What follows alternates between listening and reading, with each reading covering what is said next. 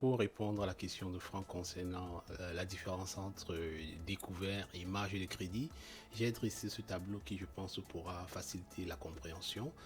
Donc, vous pouvez voir ici d'abord le logo de Easy Finance Academy et ensuite en haut à gauche, nous avons le découvert bancaire, encore appelé protection contre les découverts. Juste à côté, vous voyez en anglais overdraft, overdraft protection, overdraft line of credit. Je dirais que overdraft line of credit, c'est un terme qui prête beaucoup à confusion. Donc ici en bleu, à droite, donc, nous avons la marge de crédit ou encore appelée ligne de crédit. Il existe également une marge de crédit pour étudiants. Et les termes qui correspondent à ces produits en anglais, c'est line of credit, credit line, HELOC ou bien home equity line of credit, personal line of credit, student line of credit. Donc toutes ces expressions en anglais désignent pratiquement la même chose avec des légères particularités. En français, marge de crédit, ligne de crédit, marge de crédit pour étudiants. Donc entre ces deux produits découverts ici à gauche et marge de crédit à droite, j'ai mis au milieu les similitudes. C'est quoi les similitudes entre les deux produits? Donc, concernant les similitudes, nous notons que les deux types de produits sont des prêts bancaires, c'est-à-dire que le banquier doit vous autoriser de les utiliser. Parfois, les mêmes termes sont interchangeables entre ces deux produits, ce qui crée encore plus de la confusion. On peut dire parfois marge de crédit pour désigner le découvert, ligne de crédit, marge de crédit. J'ai une ligne de crédit, j'ai une marge de crédit. Parfois, on fait allusion au découvert. Donc, mais sinon, il y a des particularités entre ces deux produits. Les deux produits vous donnent de la flexibilité dans vos finances. Vous pouvez accéder au découvert à travers votre carte bancaire ou alors au guichet automatique. Pareil pour la marge de crédit. Les deux produits peuvent vous aider en cas d'urgence. Ces produits apparaîtront également dans vos dossiers de crédit si vous faites une consultation. Donc si vous allez voir qu'est-ce que vous avez dans votre dossier de crédit, pour ceux qui ont une marge de crédit ou un découvert, vous allez voir qu'ils sont mentionnés là. Marge de crédit ou alors découvert peuvent être préapprouvés, c'est-à-dire que le banquier peut vous accorder chacun de ces deux produits sans au préalable vérifier votre dossier de crédit. Maintenant, regardons les différences. Pour les découverts, les taux d'intérêt sont très élevés, généralement fixes, donc vous pouvez voir de 19 à 22% dans la plupart des cas, contrairement aux marges de crédit qui ont des taux d'intérêt raisonnables, généralement variables, donc moins élevés que le découvert. Et un bon pointage de crédit peut également être favorable pour un meilleur taux d'intérêt dans ce cas. Les découvertes ne sont pas garanties, donc ne sont pas garanties par un bien ou un produit, un autre produit. Par contre, dans la marge de crédit, nous voyons que nous avons deux options, oui ou non. Donc, il y a des marges de crédit qui sont garanties par un bien, par exemple un bien immobilier. Dans ce cas, on va parler de marge de crédit domiciliaire, ou en anglais HELOC, Home Equity Line of Credit. Il existe également des marges de crédit qui ne sont pas garanties, qu'on appelle la marge de crédit personnelle ou Unsecured Line of Credit en anglais. Parlant de support, les découvertes sont généralement ajoutées à votre compte chèque ou encore compte courant ou alors, dans des cas très rares, à votre carte de crédit. Alors que les marges de crédit sont un compte différent avec pratiquement un autre numéro. L'avantage premier du découvert, je dirais, c'est la prévention. La prévention des frais de fonds insuffisants qui est assez élevée. Généralement autour de 50 $. Donc si par exemple vous avez seulement 500 $ dans votre compte et que vous avez donné un chèque de 700 $, au lieu que le chèque soit rejeté, le découvert peut vous permettre de couvrir les autres 200 $. Ou alors si vous avez une facture qui devrait passer à la fin du mois et que quand vous êtes limité, le découvert peut vous sauver dans cette situation.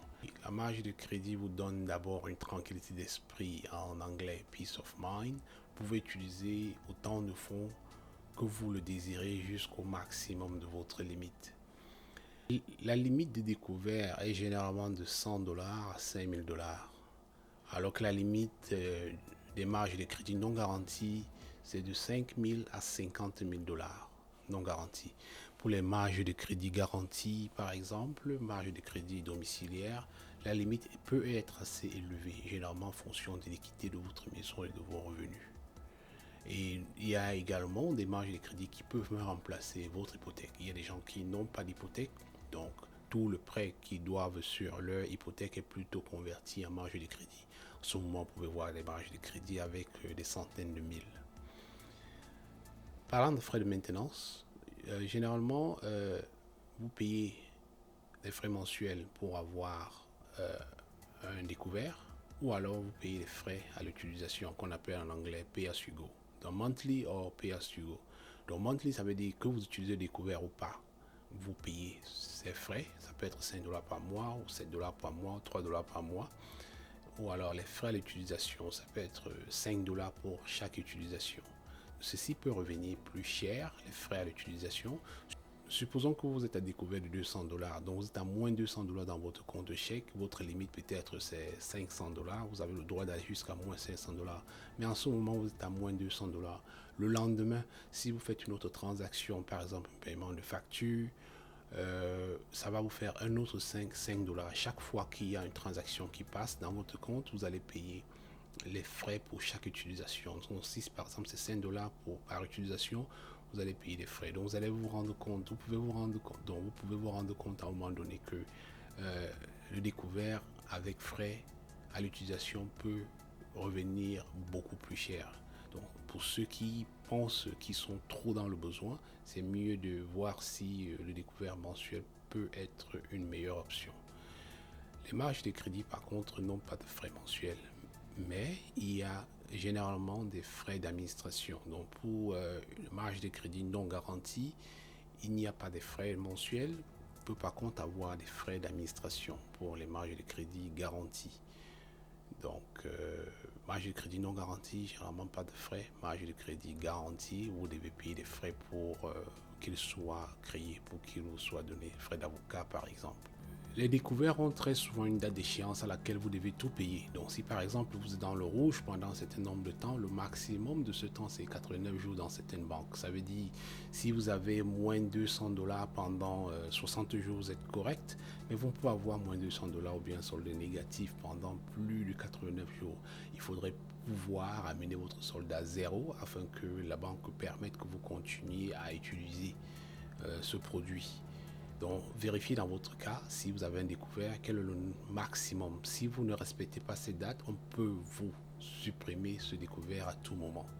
Par contre, les marges de crédit ont une échéance mensuelle, donc on s'attend à ce que vous payez chaque mois ou alors selon l'arrangement avec votre banque. Accès au fonds, vous accédez au découvert seulement quand votre compte est en souffrance, alors que la marge de crédit peut être accédée à tout moment. Le découvert n'a pas de relevé. Donc vous pouvez voir plutôt le relevé de votre compte chèque ou le compte courant auquel le découvert est attaché pour voir les détails. Par contre, la marge de crédit a son relevé mensuel ou trimestriel qui vous est envoyé. Voici un exemple, vous avez utilisé 500 dollars. Supposons que vous avez un découvert à 22%. Si vous utilisez 500 dollars, ça vous coûte 500 dollars fois 22%, ça fait 110 dollars sur l'année.